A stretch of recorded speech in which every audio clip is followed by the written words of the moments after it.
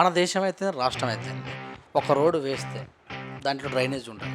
ఆ డ్రైనేజ్ మళ్ళీ రోడ్ వేసిన తర్వాత అక్కడ గుంతలు ఏర్పడి మళ్ళీ అవి తోమేసి మళ్ళీ కట్టడం జరుగుతుంది. ఈ మీన్ వైల్లో వాళ్ళు వచ్చి జిహెచ్ఎంసీ వాళ్ళు వచ్చి ఆ మ్యాన్ హోల్ను మళ్ళీ తోమి మళ్ళీ గోడ పెట్టేసరికల్లా చాలామంది ఆ ఓట్స్లో డ్రైన్ చేసే వాళ్ళు కింద పడే సందర్భం.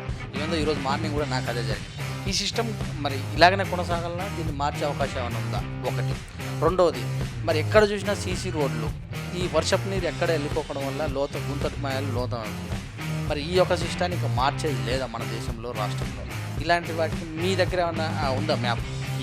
డెఫినెట్లీ అవి ఏంటంటే ఏంటంటే ఇది హైదరాబాదు సికింద్రాబాద్ అనేది నిజాం పాలనలో అప్పుడు ప్లాన్ చేసిన జనాభాకు ప్లాన్ చేసినట్టున్న రోడ్స్ ఇది. అంటే ఆ జనాభా దే ఆర్ నాట్ ఎక్స్పెక్టెడ్ ఇంత జనాభా అవుతుంది ఇక్కడ అనేసి. అంటే ఆ సిస్టంలో ఉన్న డ్రైనేజ్ లైన్లు అయినా, డ్రైనేజ్ పైప్ అయినా, లెవెల్స్ అయినా, స్లోప్స్, క్యాచ్మెంట్ ఏరియా అయినా కానీ ఆ ఉన్న పాపులేషన్కి ప్లస్ ఇంకొక 30% పెట్టచ్చు నవ్వు. కానీ మనం ఆ 30%కి తగ్గట్టు ఇప్పుడు ఒకటే ఇంట్లో 500 స్క్వేర్ యార్డ్స్లో అప్పుడు నలుగురే ఉంటుండే. ఇప్పుడు 500 స్క్వేర్ యార్డ్స్లో నవ్వు you build and constructed about 30 to 40 flats. అంటే నీకు ఆల్మోస్ట్ ఆ ఏరియాలో నీకు దగ్గర 100 to 200 మెంబర్స్, 150 మెంబర్స్ ఉంటున్నారు. వాళ్ళ యొక్క డ్రైనేజ్ సిస్టమ్ అనేది బయటికి వెళ్తే అది ప్లాన్ చేసిన పాత సిస్టమ్ ప్లాన్ చేసిన దాంట్లో how can it sustain? No way. ఏ ఇంజనీర్ కూడా ఏం చేయలేడు దాన్ని. ఏ ఇంజనీర్ కూడా ఏం చేయలేరు. యాక్చువల్గా అనేది మనం ఇక్కడ పర్మిషన్స్ ఇవ్వడము, సిటీ ఏదైతే ఉన్నదో దాంట్లో రిస్ట్రిక్షన్స్ పెట్టాలి. రిస్ట్రిక్షన్స్ పెట్టేసి ఇప్పుడు మనం ఏదైతే కొత్త లేఅవుట్స్ సరౌండింగ్స్ అన్ని పెరుగుతున్నాయి. కొత్త లేఅవుట్స్లో అంత జనాభా ఇంక్రీజ్ అయ్యేదని, అంత జనాభా తగ్గట్టుగా మళ్ళీ ప్రాపర్గా ప్లాన్ చేసుకొని అలా చేసుకోవడమే ఉన్నతమైన పద్ధతి. ఇప్పుడు మీరు ఎన్నిసార్లు రోడ్లు వేసినా, రోడ్లు పలగొట్టినా కూడా ఈ జనాభా పెరిగేంత వరకు ఇది ఏం చేయలేము యాజ్ ఇంజనీరింగ్ వైజ్గా.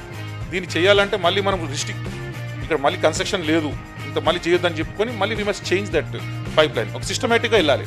ఒక ప్లానింగ్, ఒక కోఆర్డినేషన్, ఒక పెట్టుకుంటూ వెళ్తే we can do it. Proper justification చేయొచ్చు. ఒకటి, హరితార కార్యక్రమం ప్రభుత్వం చాలా బాగా తీసుకుంది, అందులో తప్పులేదు. కానీ పల్లెటూర్లలో అక్కడక్కడ పెడుతున్నటువంటి చెట్లు పట్టణంలో పెట్టేందుకు లేదు. ఇప్పుడు ఫంక్షన్ హాల్ చూడండి, సినిమా థియేటర్ చూడండి, ఇంకెక్కడ చూస్తే బిల్డింగ్స్ చూడండి, పెద్ద పెద్ద అపార్ట్మెంట్ చూడండి, ఎంతో 10,000 జనాభా ఉన్నటువంటి 4 మొక్కలు కూడా పెడుతున్నకు లేదు. చాలా మరి జిహెచ్ఎంసీలో ఉన్నప్పటికీ కూడా చెట్లు పెడుతున్నందుకు పార్కింగ్ కంపల్సరీ వదలని ఉన్నాడు కూడా పర్మిషన్ ఇస్తూనే ఉన్నారు. కాలుష్యం దృష్టిలో పడుతూనే ఉంది. మరి హరితహారం అనేది సిటీకి ఎక్కువ ఇంపార్టెంట్, ఎందుకంటే ఎక్కువ 2 కోట్ల పైన పైచిలుకుంటున్నటువంటి. మరి ఇలాంటి విషయంలో మీ ప్లానింగ్ ఎలా ఉంటుంది?